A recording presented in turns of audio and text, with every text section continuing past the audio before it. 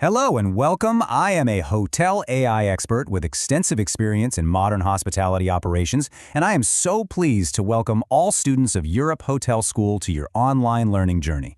In the really competitive world of hospitality, success isn't just about selling rooms, it's about building relationships.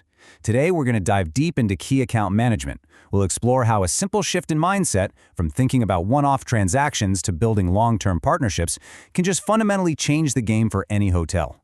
So how do we actually build these powerful partnerships? Well, we're going to break it all down. First, we'll cover the really crucial strategic shift that you need to make in your thinking. Then, we'll construct the whole thing with 3 core pillars: trust, understanding, and communication. And finally, we'll see exactly what kind of rewards this all leads to. Ready? Let's get into it. All right, first up, let's look at the big picture. At its very heart, modern key account management is about one simple but, really profound idea. Stop thinking about individual sales and start building these long-lasting partnerships. And trust me, this isn't just a small tweak, it's a complete change in perspective. This slide really illustrates the 2 different worlds of account management perfectly. On one side, you've got that transactional mindset. It's just a constant race to the bottom on price, right? Treating every single booking like a one-time win. But now look at the other side. The relationship focus completely changes the game. You're no longer competing on price, but on the total value you bring. You're emphasizing continuity. And most importantly, you go from being just another supplier to becoming an absolutely indispensable partner in your client's success. So that brings us to our very first pillar, and it is the absolute bedrock of any lasting partnership: trust. Seriously, think of it as the foundation of a building. If it isn't solid, nothing else you try to build on top of it is going to stand for very long. And this quote just brilliantly lays out a key truth. Trust isn't something you win with a single grand gesture. Nope, it's earned quietly and consistently over time. It's in every single email you answer promptly, every promise you keep, and every little detail you get right. It's the sum of all the small things done well. So how does this trust get broken? Well, it's rarely one big, dramatic event. Just look at these examples. A slow email response, a small mix-up with a booking. On their own, they might seem minor, right? But when they happen again and again, they start to create a pattern of unreliability. They introduce uncertainty, and that is what slowly but surely erodes a client's confidence in you. All right, so once we have a solid foundation of trust in place, we can move on to our second pillar: proactive understanding.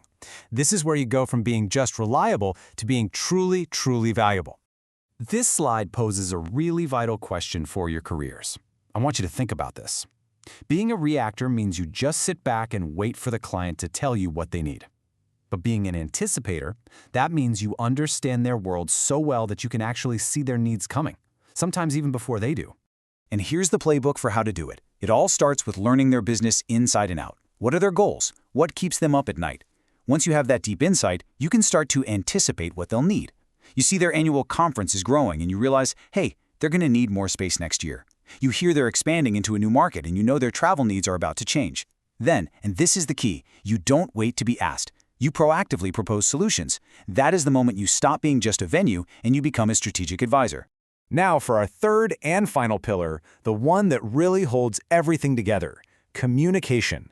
And we're not just talking about, talking.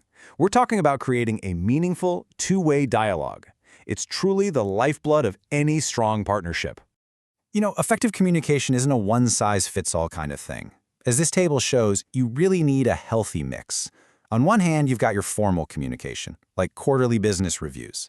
This gives you structure. It's where you align on goals and plan for the future. But just as important is all that informal communication, the quick check-in calls, the personal thank yous. This is where you build the human connection and really strengthen the relationship itself. And yeah, let's zoom in on that personal touch for a second. In a world full of automated emails and chatbots, something as simple as a handwritten note or a quick call just to say thank you really stands out. These small gestures, they cut through all the noise. They show you see your client as a person, not just a contract, and that you genuinely appreciate their business. So after you've built this amazing partnership on the pillars of trust, understanding, and communication, what's the payoff? Let's talk about the rewards, because they are substantial. This is where the whole dynamic just changes completely. It stops feeling like a transaction, and it starts feeling like a true collaboration.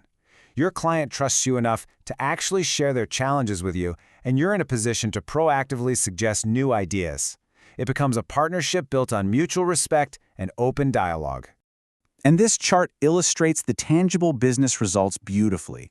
A strong partnership creates this amazing virtuous cycle of benefits. Stability for your planning, real loyalty from your clients, organic growth in services, and just invaluable feedback for improvement. Let's break down exactly why this matters for you and for your future hotel. Stability means predictable revenue. That's basically the holy grail of hotel management. Loyalty means your clients stick with you because of the relationship, not just the price, which protects you from the competition. Growth happens naturally as a trusted partner gives you more and more business. And finally, you get that honest feedback that lets you constantly refine and improve what you offer. It's a win-win all around. And just one final, critical reminder for you all, a partnership isn't a finish line that you cross. It's much more like a garden that needs constant care and attention.